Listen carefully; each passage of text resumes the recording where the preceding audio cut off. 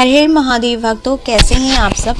आशा करती हूँ आप सब ठीक होंगे। मैं सीमा स्वागत करती हूँ अपने YouTube चैनल ज्ञान सागर में। आज मैं आपको बताने वाली हूँ सोमवती अमावस्या के बारे में। सोमवती अमावस्या की व्रत कथा। आइए अब जानते हैं सोमवती अमावस्या की व्रत कथा।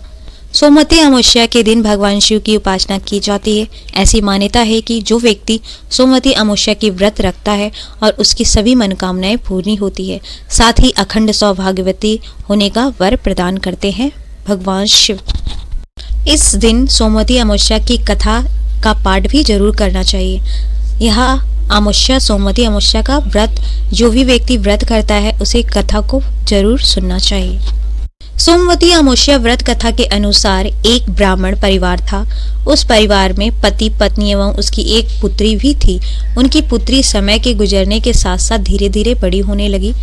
इस पुत्री में बढ़ती उम्र के साथ सभी चित्रोक्त सद्गुणों का विकास हो रहा था। वह कन्या सुंदर, संस्कारवान एवं गुणवान थी, परंतु गरीब होने के कारण उसका विवाह नहीं हो पा रहा था।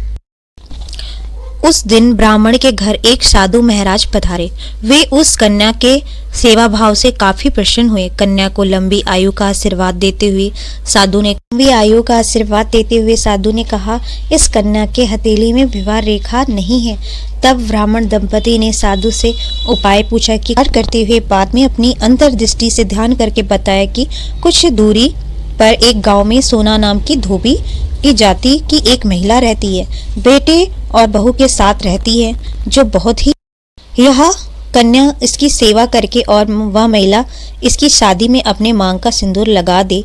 इसके बाद इस कन्या का विवाह हो तो इस कन्या का वैधव्य मिट सकता है। साधु ने यह भी बताया कि वह महिला कहीं आती जाती नहीं। यह बात सुनकर ब्राह्मणी ने अपनी बेटी से धोबिन की सेवा करने की बात कही। अलग दिन कन्या प्रातःकाल अगला दिन सेवा करने की बात कही। अगले ही दिन कन्या प्रातःकाल उठकर उस धोबिन के घर जाकर साफ सफाई और अन्य सारे काम करके अपने घर वापस आ जाती। एक दिन सोना धोबी अपनी बहू से पूछती है कि तुम तो सुबह ही उठकर सारे काम कर लेती हो और पता भी नहीं चलता। बहू ने कहा, माँ जी, मैंने तो सोचा कि आप ही सुबह उठकर सारे काम खुद ही खत्म कर लेती हैं। मैं तो देर से उठती हूँ। इस पर दोनों सास बहू निगरानी करने लगी कि कौन है जो सुबह ही घर का सारा काम करके चला जाता है। कई दिनों के बाद धोबिन ने देखा कि एक कन्या अंधेरे घर में आती और सारे काम करने के बाद चली जाती। जब वह जाने लगी तो सोना धोबी ने इसके पैरों पर गिर पड़ी। पूछने लगी कि आप कौन हैं और इस तरह छुपकर मेरे घर की चाकरी क्यों करती हैं। तब कन्या ने साधु द्वारा कही गई सारी बात बताई। सोना धोबी अपनी पति परायण थी, उसमें तेज था। वह तैयार हो गई। उसने अपनी बहू से अपने लौटकर आने तक घर पे ही रहने के लिए अपनी बहू से कहा। सोना देवी ने जैसे ही अपने मांग का सिंदूर उस कन्या की मांग में लगाया, उसका पति मर गया। उसे इस बात का पता चल गया था कि वह घर से निर्जला ही चली थी। यह सोचकर कि रास्ते में कहीं पीपल का पेड़ मिलेगा तो उसे भवारी देकर और उसकी परिक्रमा करके ही जल ग्रहण करेगी।